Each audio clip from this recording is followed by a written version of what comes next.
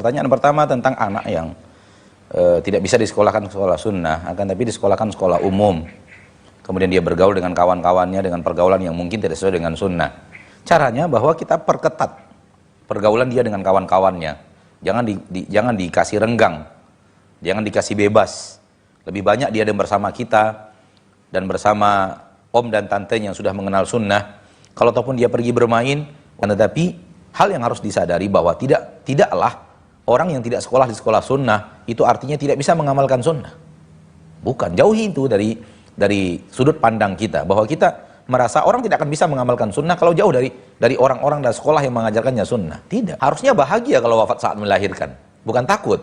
Bagaimana kalau misalkan kita berimam kepada orang yang menafikan sifat Allah, Pak Ustadz? Ya. Jadi imam ada guru ngaji di masjid tersebut. Dia pernah berstatement katanya Allah itu tidak butuh tempat, ya, dan hanya yang semisal, Pak Ustadz. Kalau anak di rumah nonton acara-acara dakwah, anak rajin sholatnya. Tapi kalau udah di sekolah bareng teman-teman, ibadahnya jadi males. Ciri-ciri penduduk surga ketika mereka hidup di permukaan bumi adalah ditertawakan orang.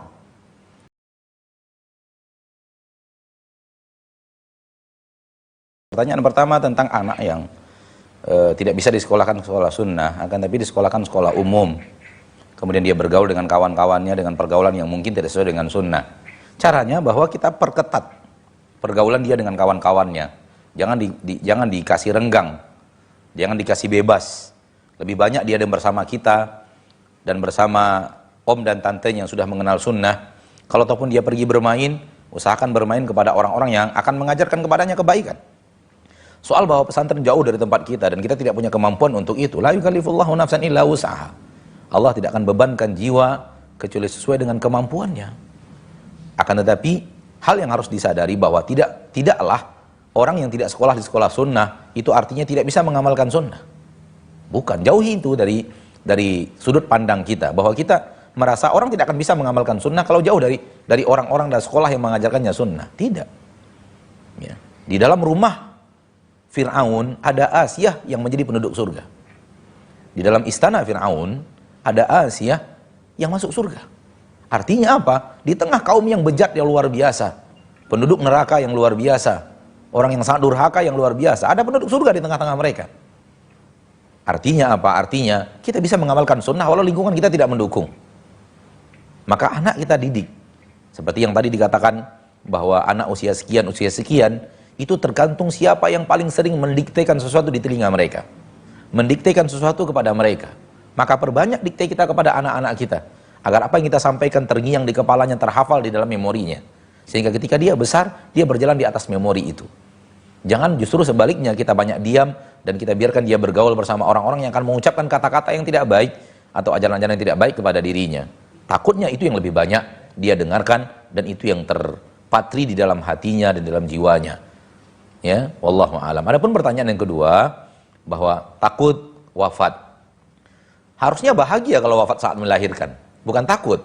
Kenapa? Wafat di saat melahirkan salah satu indikasi husnul khatimah. Salah satu indikasi husnul khatimah. Dan husnul khatimah adalah cita-cita kita tertinggi di permukaan bumi. Karena kalau husnul khatimah, insya Allah mendapatkan nikmat kubur. Insya Allah mendapatkan ampunan Allah. Insya Allah ke surga. Maka husnul khatimah kita cari. Tidak mesti kita takuti husnul khatimah. Dan salah satu husnul khatimah adalah wanita yang wafat ketika melahirkan anaknya.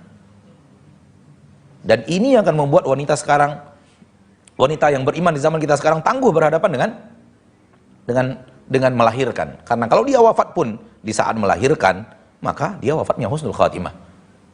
Namun coba lihat sekarang ini. Berapa persentasi wanita yang wafat sambil melahirkan? Saat melahirkan sangat minim sekali.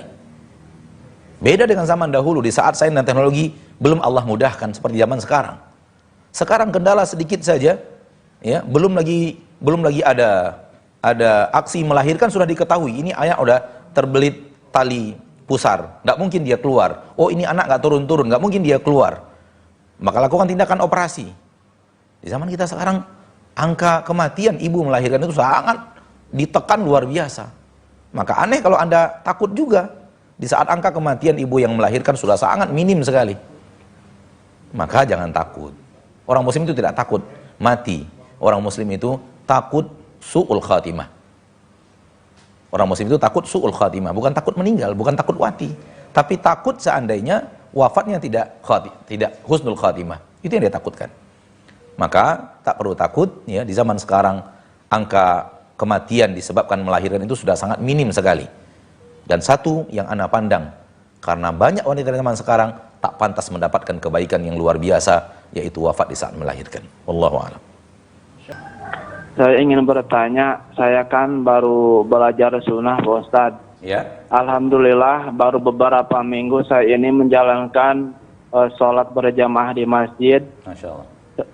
Dulu kan belum, karena alasannya saya ini tidak bisa melihat karena tidak ada yang menuntun Pak Ustadz. Tapi ya, alhamdulillah sekarang saya bisa menjalankan sholat berjamaah di masjid. Ya, yang saya tanyakan begini Pak Ustadz. Okay. Bagaimana kalau misalkan kita berimam kepada orang yang menafikan sifat Allah, Pak Ustadz? Ya. Jadi imam ada guru ngaji di masjid tersebut. Dia pernah berstatement katanya Allah itu tidak butuh tempat. Ya. Dan hanya yang semisal, Pak Ustadz. Okay. Sedangkan kalau misalkan saya harus ke masjid yang lebih jauh, tidak mungkin, Pak, jauh, Pak Ustadz. Baik. Apakah saya boleh berimam kepada orang tersebut, Ustaz? Cukup? Ya, syukur Ustaz, barakallahu fikum. Assalamualaikum warahmatullahi wabarakatuh. Waalaikumsalam warahmatullahi wabarakatuh.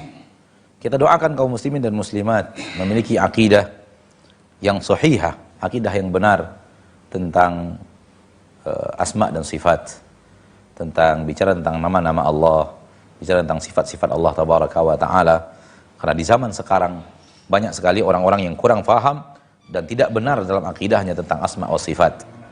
Namun, khusus dengan pertanyaan yang tadi ditanyakan, salahkah kita berimam, dosakah kita berimam, bolehkah kita berimam kepada imam yang akidahnya tentang asma wa sifat salah dan keliru.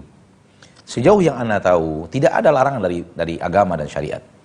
Dan tidak ada fatwa dari para ulama yang melarang kita untuk bermakmum kepada imam yang akidahnya dalam asma wa sifat salah. Ya, sejauh ini tidak ada larangan yang kita tahu ya. Para ulama tentu tahu banyak dunia kaum muslimin yang akidah mereka tentang asma wa sifat salah dan keliru. Namun tak ada fatwa kita temukan keharaman untuk berimam kepada mereka. Wallahu taala a'la wa alam bisawab. Ingin mendalami agama, Ustadz. Nah. Tapi kalau ana di rumah nonton acara-acara dakwah, ana rajin sholatnya.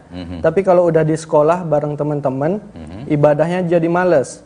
Pertanyaannya, minta tips gimana agar iman atau ibadah kita tetap terjaga, Ustadz. Jawabannya gampang, simpel sekali, yaitu ganti kawan, ganti sahabat. Sudah dikatakan tadi bahwa kalau di sekolah kemudian kita sering lalai ibadah disebabkan teman-teman kita, maka ganti kawan. Insya Allah sebanyak itu kawan yang ada di sekolah kita, pasti ada 1, 2, atau 3 orang yang tidak membuat kita lalai beribadah kepada Allah Subhanahu wa taala. Bersahabatlah dengannya, berkawanlah dengannya. Berkawan dengan orang yang rajin membawa kita ke masjid. Berkawanlah dengan orang yang mengajak kita untuk baca Al-Quran. Kalau ternyata ternyata tidak ada juga, maka solusi yang Ustadz bisa sampaikan kepada Adinda adalah Adinda yang ngajak orang. Ajak 1 atau 2 orang yang kelihatan mudah diajak dan mudah manut kepada kita, ya, ajak dia. Kita yang menjadi pelopor untuk mengajak orang sholat ke masjid, mengajak orang membaca Al-Quran. Biarlah mereka menertawakan kita, nggak apa-apa. Teman-teman yang lain melihat kita rajin ke masjid, rajin baca Quran, tidak seperti mereka yang ngumpul, ketawa, ketiwi, nggak jelas, ngumpul di kantin nggak jelas, ya, dan pergaulan mereka yang tanpa batas laki-laki dan wanita. Biarkan kita tidak seperti mereka dan biarkan mereka tertawakan. Karena ketahuilah bahwa ciri-ciri penduduk surga ketika mereka hidup di permukaan bumi adalah ditertawakan orang. Dan bahagialah kita menjadi orang yang istiqomah di atas agama walau ditertawakan manusia. Ini yang bisa ya Ustadz jawab untuk Adinda yang sedang menimba ilmu di bangku sekolah. Dan mungkin yang lebih baik kalau diizinkan orang tua, berhenti dari sana dan pindah ke sekolah yang lebih menjaga agama. Wallahu a'lam.